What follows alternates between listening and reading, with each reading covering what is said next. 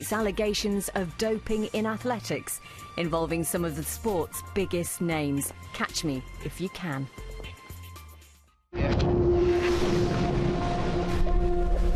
My name is Mark Daly. I'm a keen athlete and currently I'm training hard. But I'm also an investigative journalist, and for more than a year I've been immersed in a story about drugs in athletics.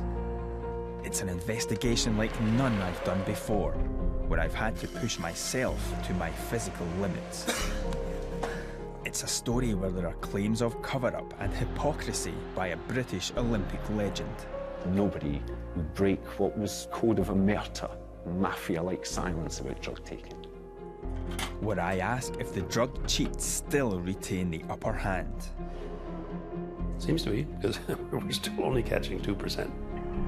A story that's taken me to the other side of the globe to investigate allegations about one of the world's most famous athletics coaches, Alberto Salazar, the man who steered Mo Farah to Olympic gold. Mo Farah takes gold for Great Britain.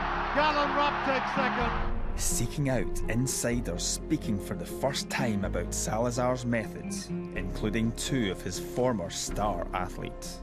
He's sort of a win-at-all-costs person. It's hurting the sport. And if the sport's to be saved, it can't keep going on the way it is. It's my journey into the world of sports doping and the science behind the testing regimes supposed to prevent it. Where the only way I could truly understand it was to become a doper myself.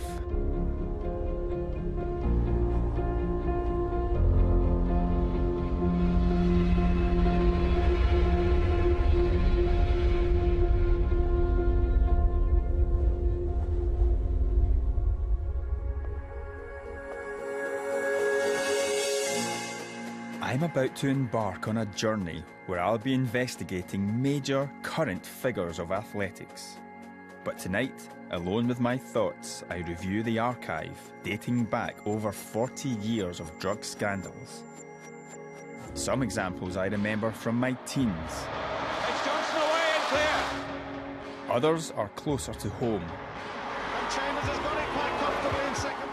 In recent years, Jamaican sprint stars, Kenyan middle distance heroes, and the Russian Athletics Federation have all been caught up in doping scandals.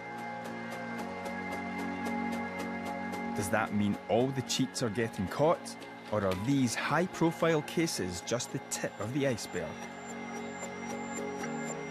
I was following up a number of allegations, and I knew where I wanted to start.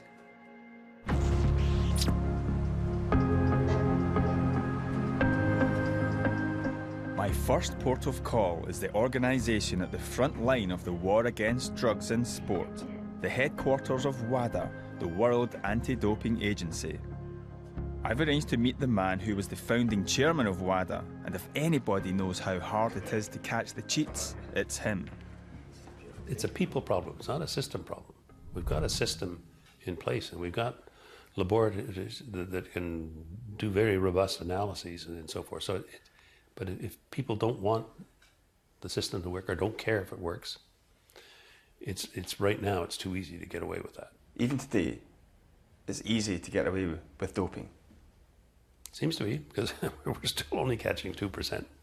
I think the technique of doping has improved. You're thrown back more and more on investigations, more and more on whistleblowers. The perfect example of that is Lance Armstrong. So I'm the most tested athlete on the face of the planet, and that proves that I'm not using drugs. All it proves is that he hasn't been caught. The Lance Armstrong story brings back bad memories for me. Planet Armstrong has arrived in Paisley, and it has literally brought the town to a standstill. When Armstrong came to Scotland a few years ago, I was the only one in the newsroom with a racing bike, so was duly dispatched to bring back the interview. Congratulations on your tour performance, and you're also riding in the Tour of Ireland next week. Yeah. Okay, well, best of luck, and I'll see you on the road. Yeah. Starstruck, not my finest moment as a journalist. When the truth came out about Armstrong, I was devastated, but it didn't diminish my love for sport. Armstrong had sailed through hundreds of doping controls. If Dick Pound is right, and only 2% of dope tests annually are positive, Lance Armstrong can't have been the only big fish that slipped through the net over the decades. It was insiders, not tests, which were the key to unlocking the secrets of the drug cheats in cycling. And in my investigation into athletics, I've heard claims from insiders from an era where drug testing was primitive and poorly managed.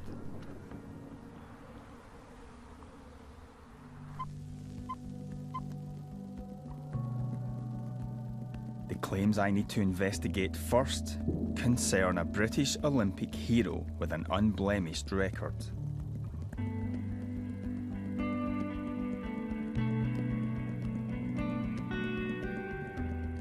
His name is Alan Wells. Wells became a household name when he won gold in the 100 metres in the Moscow Olympics in 1980. He put British sprinting on the world map and sealed his place beside British sporting greats.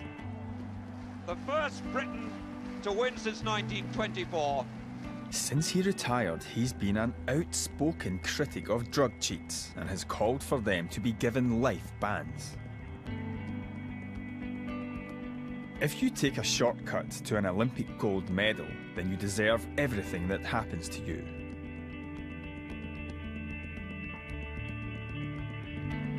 At last year's Commonwealth Games, he was given the honour of being the first carrier of the Queen's baton. Millions watched Wells take centre stage in Glasgow as an ambassador for the Games. A new generation of sprinters looked honoured to receive their medals from a sprint legend. But there are questions over whether he won his own medals cleanly.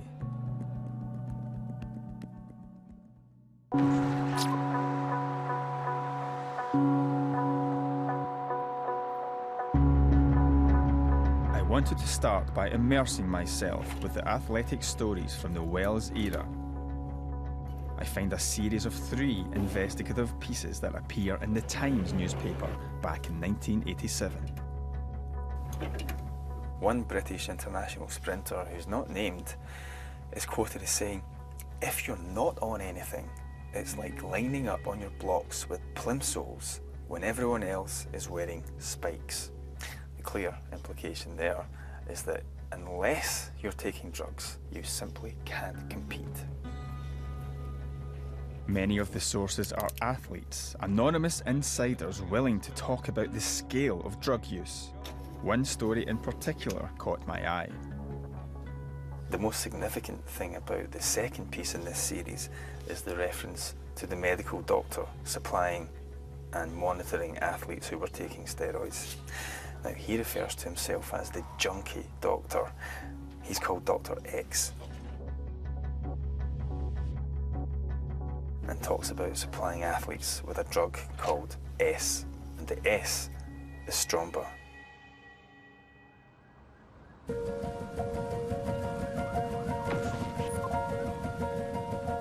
But the articles didn't reveal the name of this mysterious Dr. X or the athletes that he was allegedly supplying with banned drugs. I've come to London to meet someone who might be able to help. Journalist Andrew Malone worked on another series of stories about drugs in athletics during the Alan Wells era. Our investigations led us to a chap called Dr. Jimmy Ledingham, who was a former Olympic team doctor, who we subsequently found out had been mentioned in a report as Dr. X, about how Edinburgh and this Dr. X had been the centre of organised drug taking within athletics. The fact that the Olympic team doctor was talking so openly about his knowledge of the use of drugs and the fact that he felt that it was his duty to try and make sure people didn't harm themselves, I found that absolutely astonishing. The Olympic team doctor saying that he was aware of at least half a dozen athletes taking illegal drugs, because this then gave it a sense that it was institutionalised. If true, who were those half-dozen athletes? Malone had enlisted the help of a former sprinter to go undercover, covertly recording conversations with fellow athletes and coaches. It was more evidence, more proof that it was something systemic within the sport, that everybody was fully aware of the scale of the drug taking, but there was money and glory involved, so it shut down every leak, every story coming out, and, you know, trust that nobody would break what was, you know, code of omerta, mafia-like silence about drug taking. Malone's story made waves, but didn't manage to fully crack the silence or name the athletes.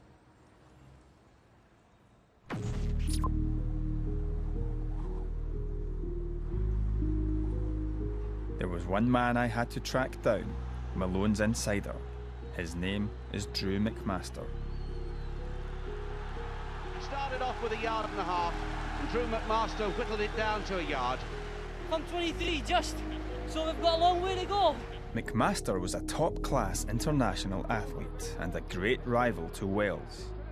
Together, as part of the so-called Flying Scotsman Quartet, they made history. Scotland win, second Trinidad, and third Jamaica. The first man with the baton in that race, David Jenkins, would later admit to using steroids during his career.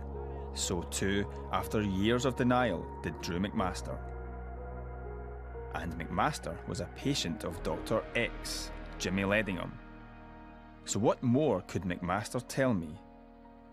Jimmy's surgery was quite busy with international athletes. And of course, they weren't exactly in his jurisdiction, were they? You know, they're coming from all over Scotland and Britain to see Jimmy. They're coming to do that for a reason.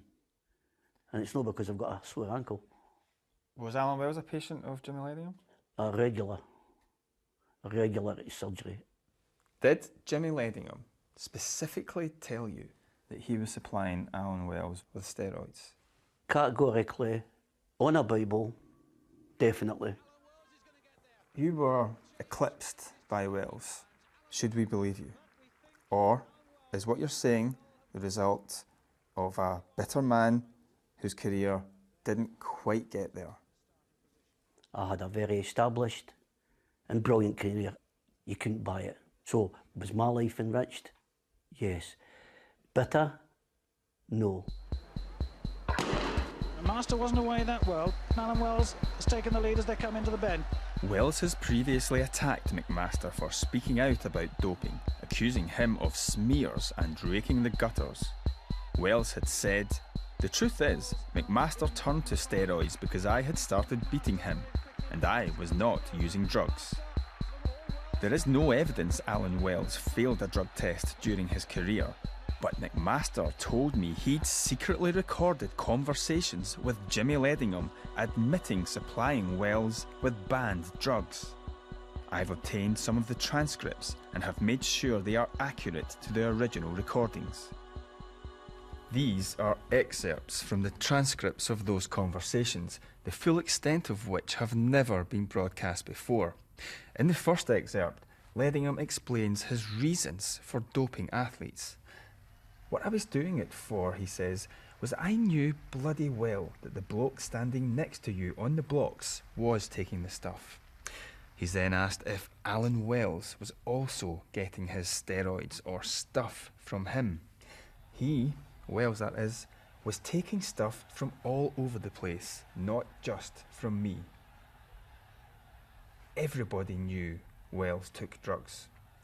But he said that he'd never speak on the record about Wells or about any of the other half dozen or so I've known to have taken things.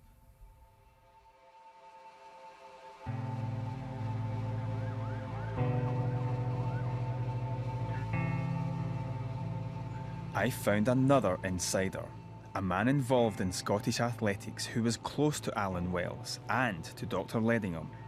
He saw Wells transform from an unremarkable long jumper in 1976 into one of the most powerful sprinters in the world within 2 years. He's never voiced his concerns publicly and wishes to remain anonymous. I saw that Wells had this really big improvement in his performance. He suddenly started to run around 6 seconds dead for the 60 yards.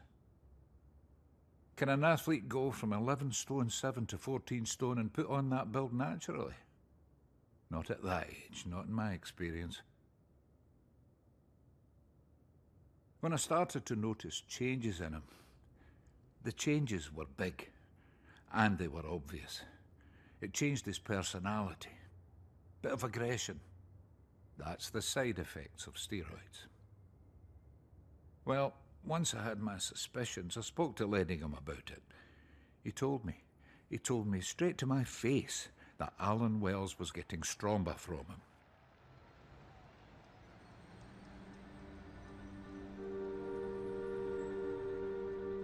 So how would an athlete avoid a positive drugs test in those days? The doping controls were limited, with no out-of-competition testing. But Drew McMaster claims he was coached to avoid testing positive by the Olympic team doctor, Dr. Ledingham. Jimmy talked to me about testing, how the test procedures were. At the same time he was supplying Stromba, and there was never any question about being tested positive because we were well practiced. Take diuretics and drink lots and lots of water so that your kidneys was flushed out. So the testing at that time, it was more difficult for detect.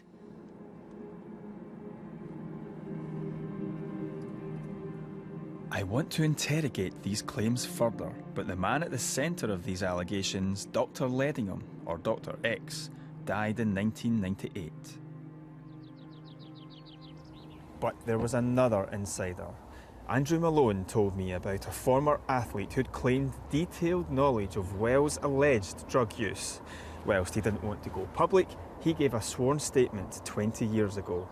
I tracked the athlete down, and in a series of meetings he told me that every word of his statement had been true. He still wishes to remain anonymous. His allegations are revealed here for the first time. He said Wells told him he started using the steroid Stromba in 1977 and was being medically supported by Jimmy Ledingham. He said that he and Wells compared notes about dosages and when to come off the drug to beat the testers. He said that Wells admitted using steroids right up until less than 2 weeks before the final of the Moscow Olympics. If there was no reliable drug testing, witness testimony is the only way to explore these historical allegations of doping, which, if true, would put Wells' public position as an ambassador of clean sport at odds with his own past. It was time to put this to Alan Wells. He declined an interview, but in a letter, his lawyer said, "It is not true our client had used any banned performance drugs at any time. Our client's physique was developed by a training regime. It is denied that any drugs were provided by Dr. Jimmy Ledingham. He has never failed a drug test and was subjected to the most rigorous and random drug testing regime applied to any athlete at that time." Wells added that 3 weeks before the Olympic final, he raced at an event where there had been drug testing. Some of the people I've spoken to about Alan Wells are drug cheats themselves. Others may bear a grudge. Much of the evidence is hearsay. But 3 men who knew him well have made sworn witness statements implicating Wells, whilst a doctor is on tape admitting to supplying him with banned drugs. Only those who were there at the time can ever know the whole truth.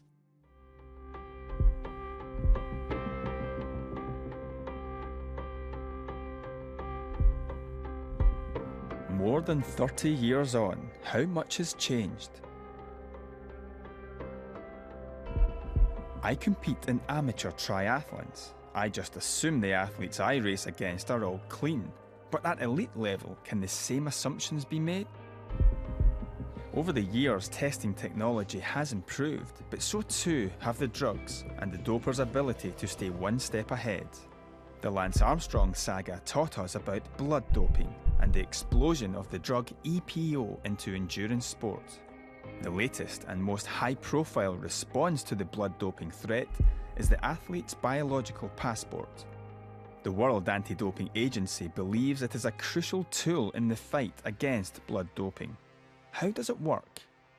You take a series of samples from an athlete. You need at least 3 and preferably 4 to start the profile, so that you find what the normal biological profile of the athlete is.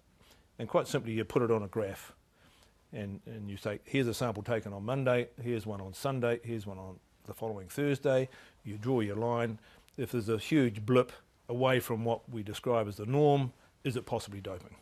It's also used to say, this guy's got a profile which is a bit wonky, go and target test that guy. But target testers have their work cut out, as injected EPO has only a short window of detection. The biological passport is designed not to look for the presence of the drug, but its effect on the athlete's blood.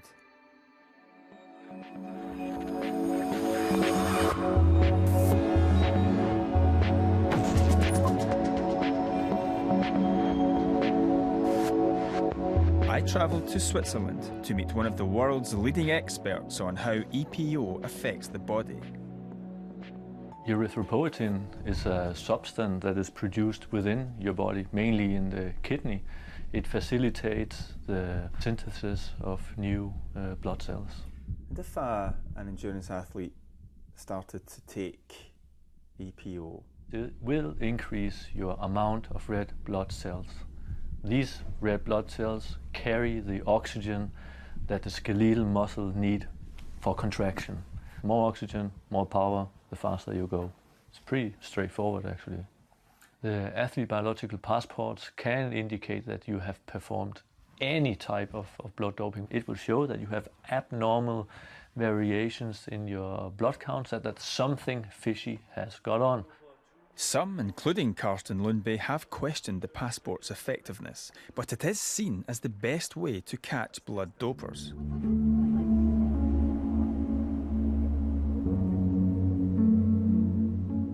So can clean athletes have confidence this test can help deliver a level playing field? To find out, I've come to a decision that I've not arrived at lightly. I'm going to do what no elite clean athlete can do. I'm going to put the test to the test by becoming a drugs cheat myself.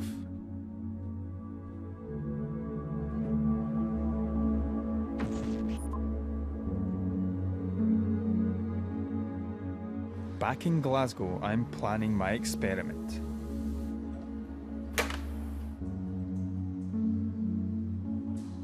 But without a compliant doctor to prescribe the stuff, how would I get my hands on it?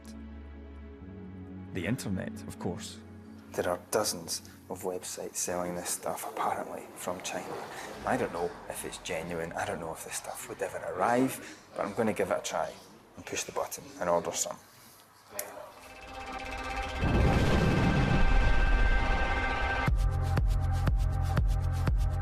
I've always been fit and have completed many races. But for the past 4 months in the run-up to my experiment starting, I've been working with a coach so that I can get fitter than I've ever been.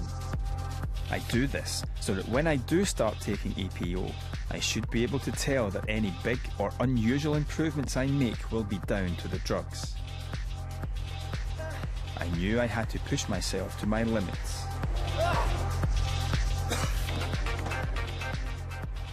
In the meantime, a package from China arrives. Now, whilst it's not strictly illegal for me to have ordered this over the internet, one suspects that someone somewhere is breaking a law. Why else would this package be disguised as mobile phone covers?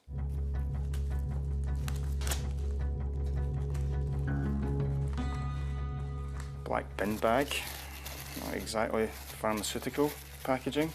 2 boxes, 5 vials of 3,000 units of EPO in each box. It certainly looks the part. We had it tested, and it was indeed genuine EPO. I was good to go. I'll have my bloods taken every week, and for the first 3 weeks I'll be drug-free. I found a source within the anti-doping world who'll run my blood values through the biological passport. I'm training hard in preparation for a scientific performance test called a VO2 max test, which will tell me how fit I am as a clean athlete.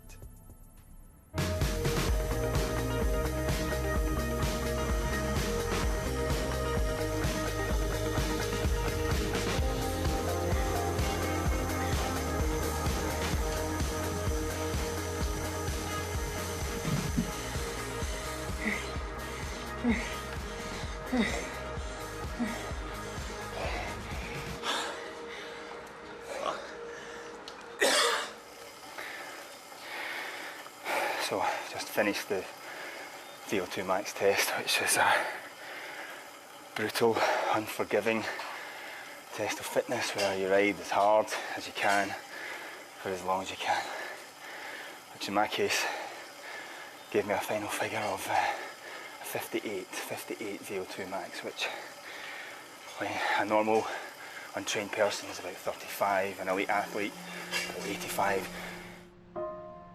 I've never been as fit as I am now, and so it's time for the next phase of my experiment. I'm going to be taking small injections or microdoses of EPO. The aim is to take enough to have a performance benefit, but not too much to trigger a red flag in my passport. I was ready, but not, it seems, for everything. Today I took my first shot of EPO, and it really felt like I crossed a line. Now, I'm not an elite athlete, I'm not going to the Olympics, but I'm still an athlete. And today, I cheated. I can tell you, it doesn't feel good.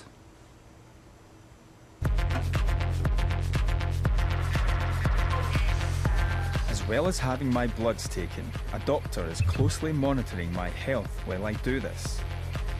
But unlike Lance Armstrong, I don't have a scientific entourage helping me avoid the pitfalls. I'm on my own. Tonight it was a 3-hour ride. It was a training session I wasn't looking forward to at all. It's dark, it's cold, my legs were sore. I knew it was going to be deeply unpleasant. Except it wasn't. It was so easy that something just wasn't right.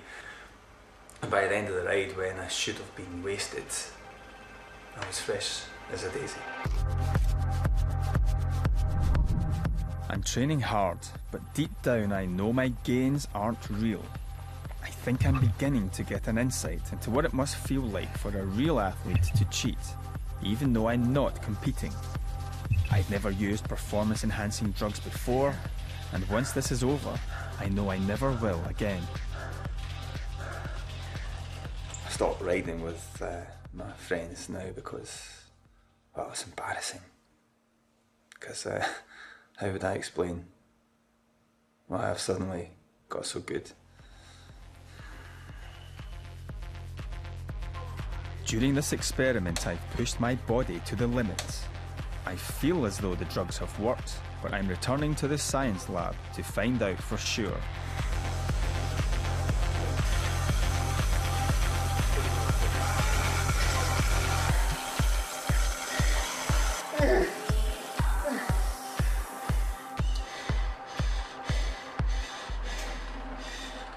My VO2 max has increased from 58 to 63. And the maximum power, my maximum watts, the power that I could push the pedals has increased from 350 to over 375. That's about a 7% increase. 7% in 7 weeks. The margins are incredible. 7% may not seem like a lot, but in elite terms, even 1% would be huge.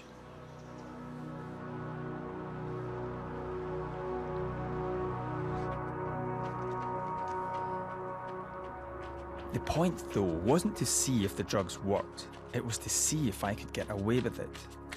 I'm now into the critical phase of the experiment where the passport is most effective.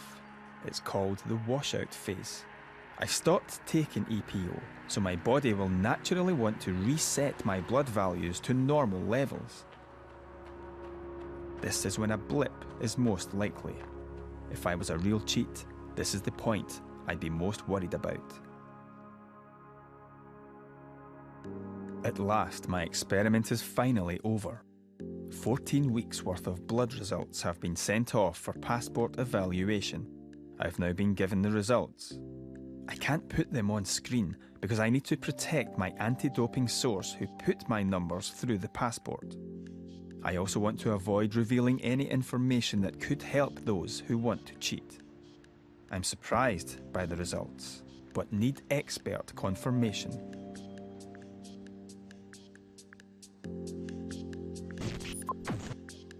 I've come back to Zurich to Karsten Lundby, who's agreed to interpret the data.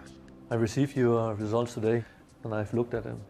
There's no adverse analytical finding, so you seem to have passed the test while at the same time doing EPO.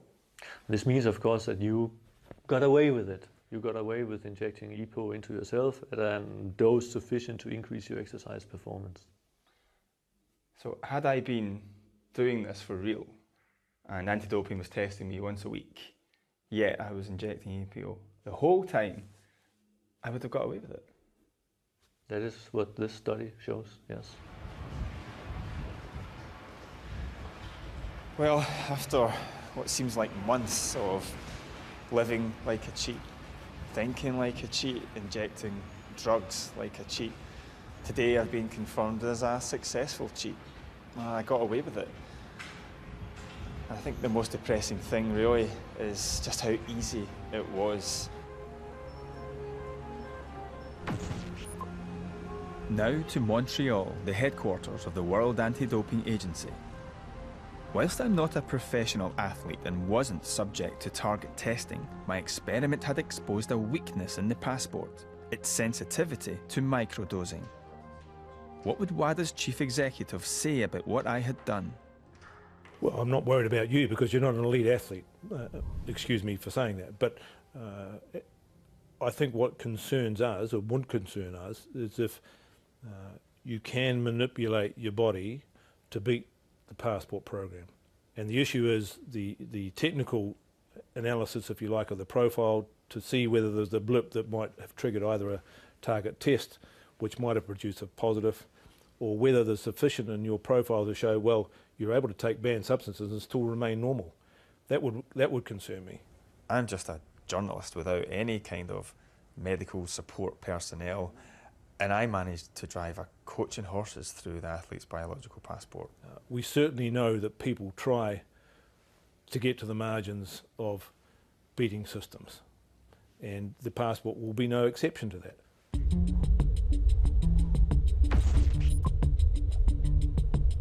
Back in Glasgow, it was time to take stock. My experiment was over, and it had shown that it was still possible to cheat and get away with it, despite improvements in the testing regime. Leaving EPO behind, I now needed to move on to a different phase of my investigation. I'd received a tip-off about a famous coach with strong links to the UK. It was time to get back to athletics. Can it be a 1-2 for the Salazar group? It looks like it. It's Mo Farah takes gold for Great Britain. Gallon Rupp takes second. Alberto Salazar has trained them well and they have produced the goods for him. This historic 1-2 was coach Alberto Salazar's crowning moment of glory. So who is Alberto Salazar? He's a US athletics legend who once ran himself unconscious winning the Boston Marathon. He's the head coach of the world's most prestigious running camp, the Nike Oregon Project, home to Mo Farah since 2011. His coaching philosophy involves intensive training and the use of the latest scientific techniques. And he's been a consultant to UK athletics since 2013. None of the Oregon Project athletes has ever tested positive, but I've been hearing claims about Salazar's methods. And if I'm to explore the allegations, I would once more have to rely on witness testimony. And to help identify those witnesses, I've been collaborating with the US investigative journalism organisation ProPublica and its award-winning reporter, David Epstein.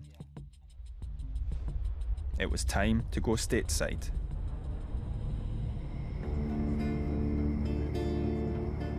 After a long flight, I'm now on my way to meet my first American insider, Stuart Egan. As a youngster, he was friends with Galen Rupp and both trained under the watchful eye of coach Alberto Salazar. Egan had a story which he said had concerned him for years. It was about the prescription steroid prednisone.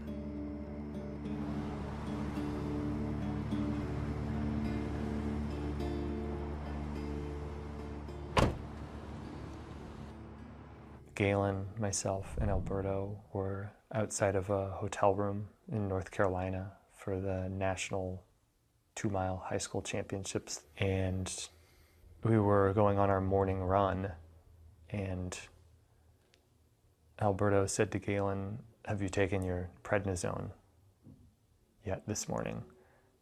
Galen went back up to the hotel room, took the prednisone, or so I assumed. And we just waited for about 10 minutes. He came back down and we went on the run. I was very surprised to know that a 17-year-old was using prednisone. Did he appear to have any medical condition which might warrant using prednisone? No, not that I observed. I've heard from various sources that Galen Rupp used prednisone regularly, but he has asthma and allergies which could account for prednisone use. Prednisone is banned in competition, though athletes can use prohibited drugs if they have a clear medical need recognised by a doctor, a kind of sporting sick note known as a therapeutic use exemption, or TUE. We asked Galen Rupp for evidence of his TUEs. In a statement, Rupp said, "Earlier in my career, WADA required TUEs for my asthma medication. The few other TUEs I've applied for and received related to the treatment of severe asthma flare-ups." Alberto Salazar said, "Galen only took prednisone when needed to treat an asthma flare-up under the direction of his doctor for a limited period of time."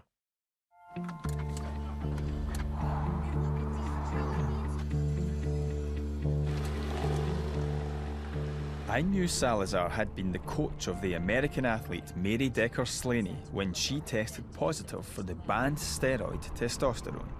They both denied any wrongdoing. But then I came across something else, a speech by Salazar describing his view on drugs.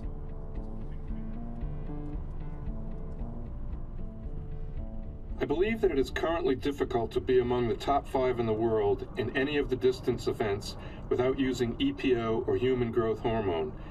I in no way condone doping and am glad that I never felt forced to seriously consider doing it, but I can definitely understand how a good moral person might feel compelled to do so.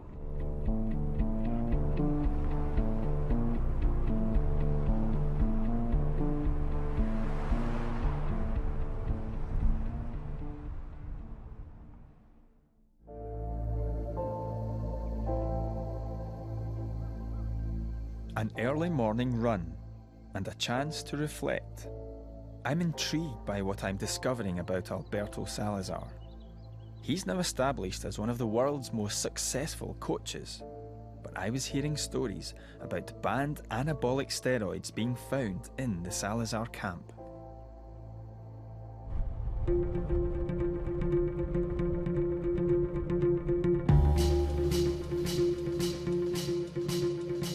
I'm travelling to meet a massage therapist who worked with Salazar's athletes at their Utah altitude training camp in 2008. After the group left, he says Salazar called him.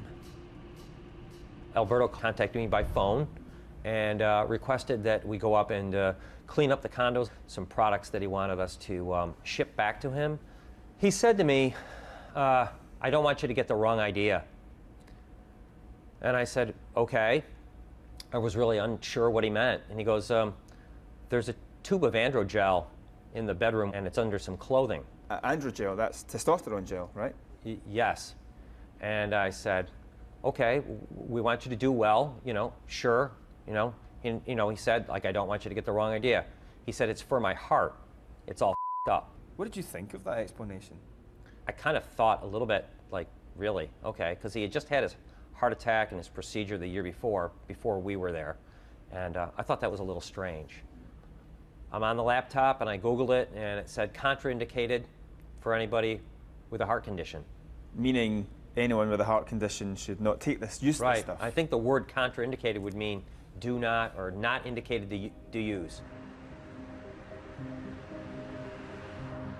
This needed checking. I asked several cardiologists if testosterone gel might be prescribed for someone with a heart condition. All said it would be highly unusual. Also, a coach carrying around a banned drug like testosterone without acceptable justification would be guilty of a breach of anti-doping rules punishable by a 2-year ban. Alberto Salazar declined an interview. He did not respond directly to this allegation, but in a statement he said, I have always strictly followed WADA rules, seeking guidance from USADA to ensure my interpretation of WADA's rules is correct.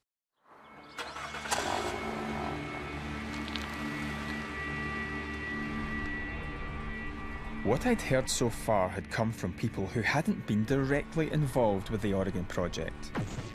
I'm travelling to Portland, where the project is based, to meet someone with inside experience. He was a runner who worked with the project for several years. We're calling him Mike, but he doesn't want to be identified. In 2007, he says he was feeling run down and went to see Dr. Lauren Myrie, the Nike Labs head physiologist. So I did a blood test at Nike. Thyroid was low and testosterone was low. Dr. Myrie suggested that I go see an endocrinologist that Alberto works with, that most of the athletes work with, to get testosterone and thyroid. He told you that you should go see a doctor to get put on testosterone as well as thyroid drugs. He did, yeah. He said, well, this is what Alberto does. You'll feel better and you'll be able to train better. And so then I said, well, isn't that cheating? And he goes, well, no, I mean, Alberto does it. I did mention something about being tested. Well, wouldn't it test positive? He said, no, we'll get you into the normal range. I talked to some people that know sport. They started to put words to it. Oh, that's microdosing. That is illegal. That's a smart way to cheat. Just give yourself small boosts of testosterone to keep you in a legal limit. I was shocked. Like someone punched me in the stomach.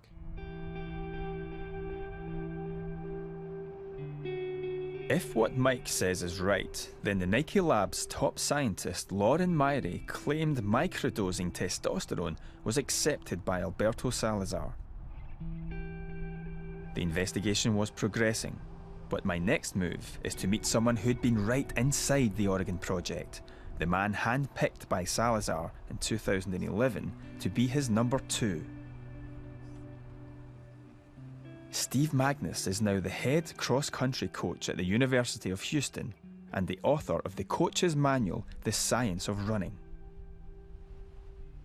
It's intimidating at first. I mean, I get there and I'm watching Carrick Goucher work out, or Galen Rupp, or Mo Farah moved out at the same time, so I'm helping him move into his place.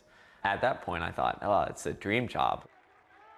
During that first track season in 2011, I started getting hints of this might not be what I signed up for. Steve Magnus was going to tell me a story which he said connected Salazar, his star pupil Galen Rupp, and the head of the Nike lab, Dr. Lauren Myrie, and he said he had documents to back it up.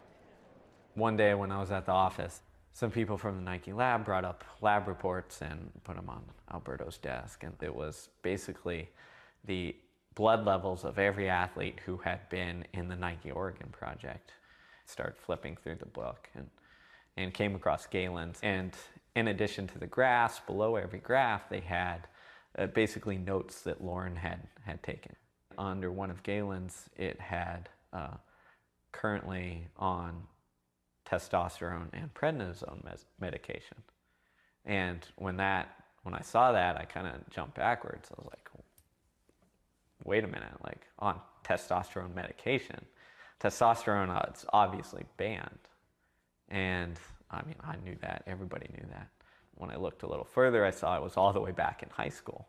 And that was incredibly shocking. At that point, I actually took a picture of it, wanted to essentially have evidence in case something happens. And when I asked him about it, I was like, hey, Alberto, I came across this. I'm just a little bit concerned. And he looks at it, and he's like, oh, Laura and Myra, like, he's crazy. Like, we didn't do that. And that was kind of the last I'd heard of that. Could it be possible that this was an isolated incident? There were multiple little things that kept adding up. To me, it was indicative of a culture. This document suggested Rupp was being given testosterone in December 2002. It's unclear for how long.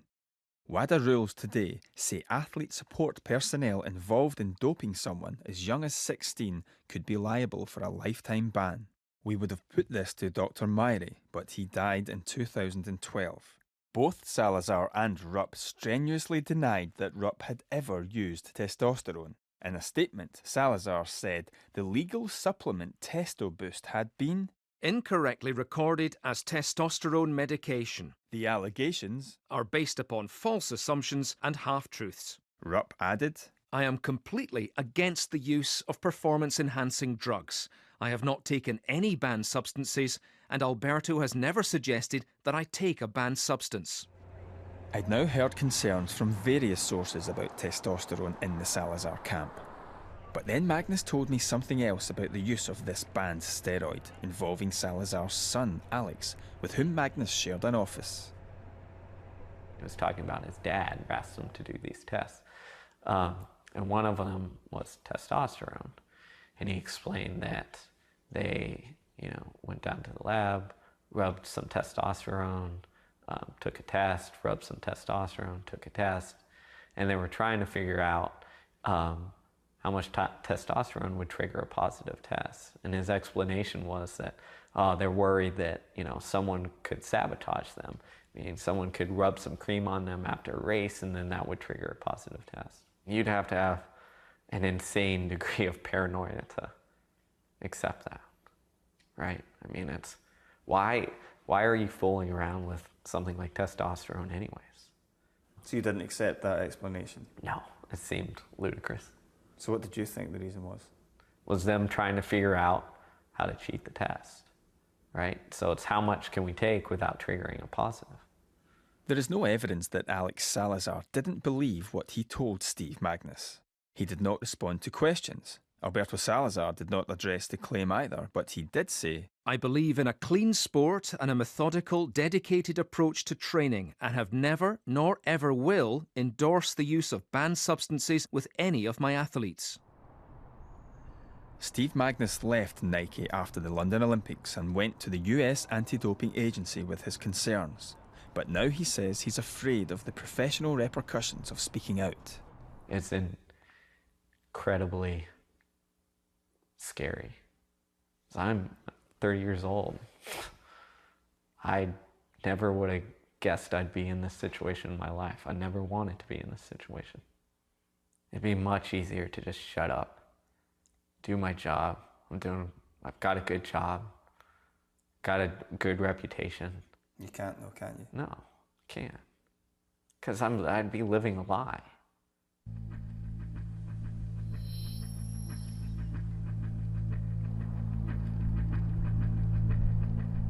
Over a period of months, I'd heard from a number of former Oregon Project athletes about the so-called grey area, the margin between staying clean and cheating. They talked about the use of asthma and thyroid medication. Some told me that Salazar encouraged the use of thyroid drugs to help athletes shed weight quickly and in turn boost performance.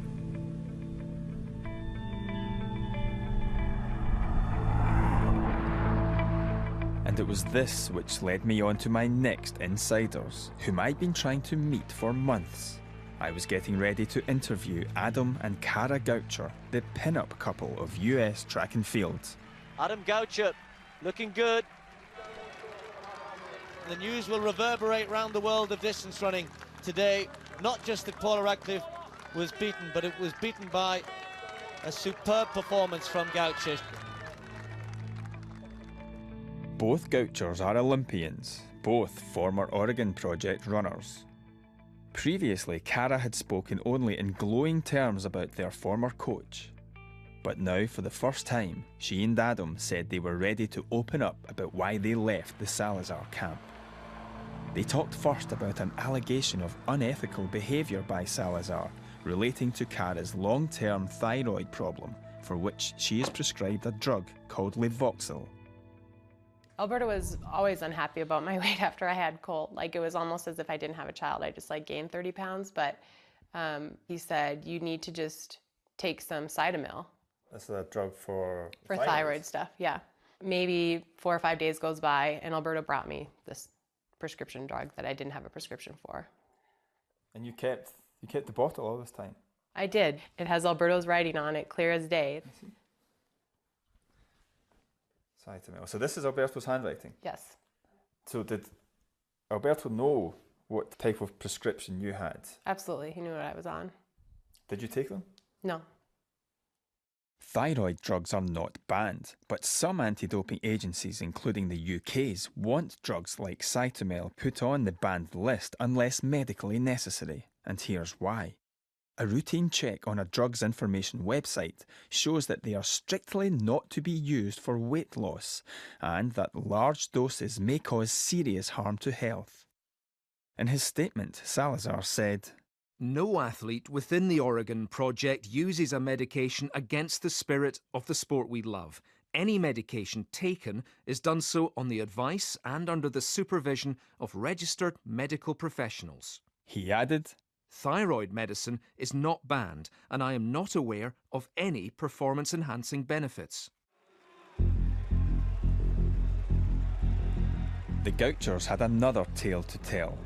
It relates to alleged abuses by Galen Rupp and Alberto Salazar of the Therapeutic Use Exemption, or TUE,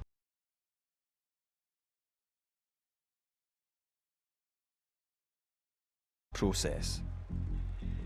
The Gauchers say that just days before this race at the World Championships in 2011, Salazar tried to get a TUE for an intravenous or IV drip for Rupp. 4 years earlier, they claim the same thing happened at the World Championships in Osaka, the scene of Cara Gaucher's greatest athletics triumph. He said, we have it down. I've coached him on what to say. The doctors will ask him, when was the last time you go to the bathroom? And he'll say, I don't remember. And they'll say, when was the last time you were able to drink? And he'll say, I can't. And he literally said that they had it down. Alberto said that to you? Yeah. They wanted the IV. Mm-hmm.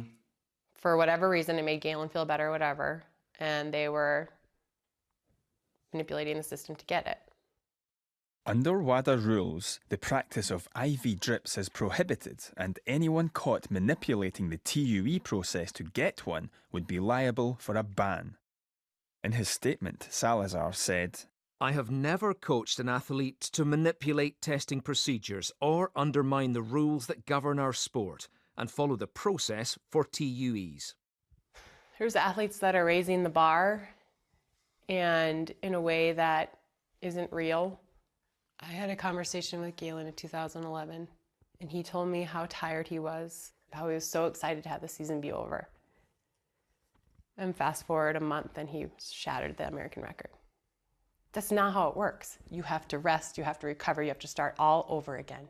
Galen Rupp is the most tested athlete in America. So is Lance Armstrong. Doesn't mean anything. This is a screen grab from Galen Rupp's blood charts. It says presently on testosterone medication. That's from O2. So he's 16. I think it's gonna break his mom's heart. There's no reason for him to be on that. I mean, that I can think of. I don't know. That's almost child abuse. I mean, I feel like there's no way, it's very unlikely that a 16-year-old would be like making the decision to do this without, or even know how to go about doing it. How would you even know how to get something like that? Yeah, how would you even know? You were very close to Alberto Salazar. Mm-hmm. How difficult has it been doing this interview today? It's really hard. For years, he was a super important person in my life. I mean, I literally loved him. I mean, I loved him. He was like a father figure to me. So it feels like a betrayal, a little bit. And I feel really bad about that. But he put me in this position.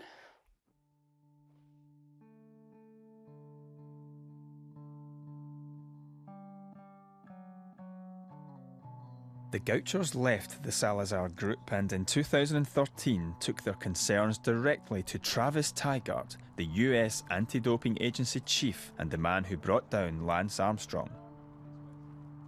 Including the Gauchers, we now know of at least 7 athletes or staff associated with the Oregon Project who say they've gone to USADA with concerns about alleged illicit practices and unethical behaviour.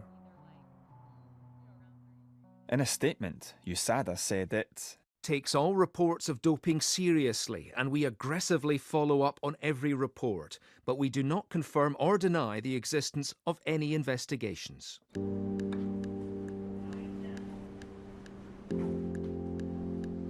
So I took my evidence to the world's top anti-doper and showed him the Galen Rupp blood chart.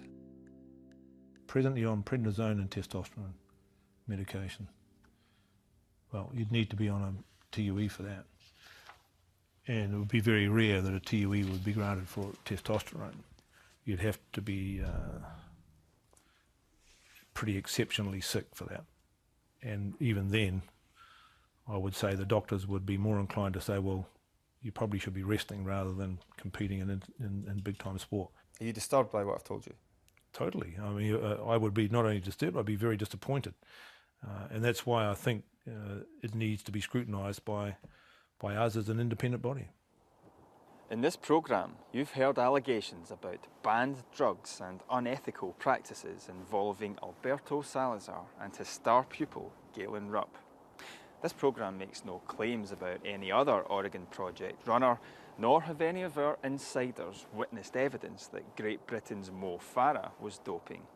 But during this investigation, we've spoken to more than a dozen athletes or people closely connected to the Oregon Project. And if the allegations about Salazar are true, then Mo Farah has been coached to world success by a man who has used banned methods. We showed the allegations to Andy Parkinson, the former head of the UK Anti-Doping Agency. On the basis of the allegations that you've shown me and that I've seen, certainly any athlete who's involved or associated with this group, including Mo Farah, should be seeking the necessary assurances around the fact that they're operating within a safe environment. Athletes have got a responsibility to have a close look at that and to ask the question of themselves, do I feel comfortable in this environment and am I going to be able to continue to compete clean in this environment? There's no suggestion Nike is involved in any wrongdoing. It's in the public interest to ask questions about what Mo Farah knows, if anything, about these claims. In a statement, Mo Farah said, I have not taken any banned substances, and Alberto has never suggested that I take a banned substance. From my experience, Alberto and the Oregon Project have always strictly followed WADA rules.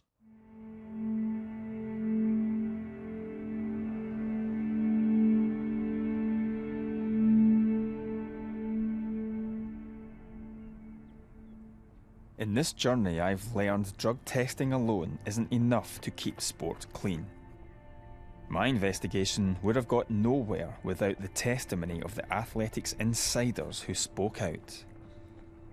I'll look at sport with different eyes now, but I'm sure of one thing. I've an even greater respect for those athletes who choose to compete clean.